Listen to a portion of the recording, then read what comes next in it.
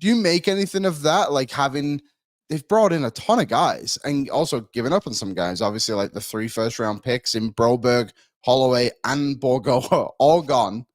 But they've brought in Savoy, Javenti, this Fisher kid, Podkolzin. Like, they are still putting some attention into the future as well for guys who aren't due any kind of contract upgrade anytime soon either.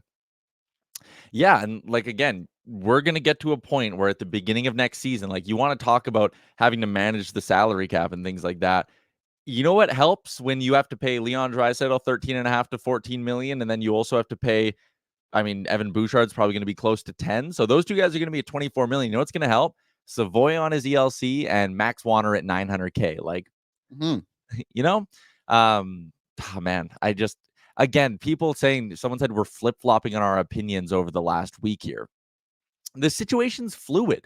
And at the end of the day, like, first off, I'm not going to sit here and just like make up hot takes for the sake of having something to say and to fill airtime or whatever. We can end this stream whenever we want. There are literally no rules. We're on the internet, but we won't know if this works out or not until, quite honestly, we get to the deadline. Like, if we get to the trade deadline and the Oilers pull off an Ekholm-esque deal and it's a first and it's a third, and with their cap space, they bring in a piece and it's like, whoa, what a trade. They couldn't have done this if they kept Philip Broberg. They couldn't have done this if they kept Dylan Holloway. Then we're going to sit there at the deadline and say, yeah, Stan Bowman did really well in all of this. He accrued picks. He didn't flinch. He didn't get scared at the idea of like, oh, no, we're going to lose these 2 young players for just draft picks and it's a win now year. No, play the long game here. We don't know if this is the right move or the wrong move.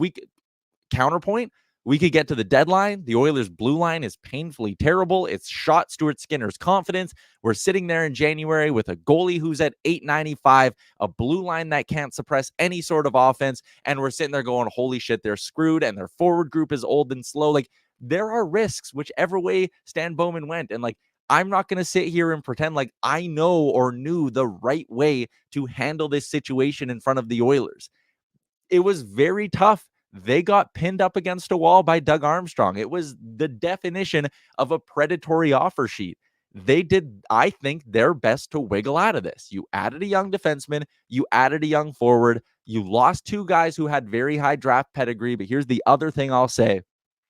Where you were drafted, the number you were drafted, the round you were picked in means jack shit the second you put on the jersey. Even with Podkolzin, like, again, he got traded for a 4th-round pick. The guy went 10th overall. Where you were drafted means absolutely nothing for your potential in the NHL. So, yes, Dylan Holloway, did I love what he did in the Stanley Cup playoffs? Absolutely. Would I have loved for him to continue being an Oiler? Absolutely. But in 90 career regular season games, he has scored exactly 9 goals. I believe in him. I think he's going to be a long-time NHLer, and he's going to find a spot in the Blues top 9, and he's going to play a lot next year, and he probably hits double-digit in goals. Great. But at the same time, acting like we gave up on some, like, clear-cut, fit on the top line who was going to pop 25 next year, like, that's not the case here. Just because he was a first-round pick doesn't mean he's magically going to turn into something. Same way that just because Podkolzin went 10th overall a few years ago doesn't mean he's magically going to slide into the Oilers' top 9 and bang home 15 to 20 goals for you. Like, I don't know. I like the bets the Oilers made. I'm disappointed to lose out on Holloway and Broberg. And again, you can call this flip-flopping, but I'm just recognizing that we don't know if this was the right way to handle the situation right now. That we don't have a crystal ball. We don't know how this season's going to play out. And I think the Oilers did close to the best that they could given the situation. We'll see if the bets they made are good bets or not. Simple as that. Simple as that 4.5-minute rant. That easy. What's up, Nation citizens? If you like that video, then you need to be subscribed to the Oilers Nation YouTube. Podcasts, live shows, exclusive interviews, and analysis. Everything you need from your favorite voices at Oilers Nation. And you don't want to miss any of it, so hammer that subscribe button.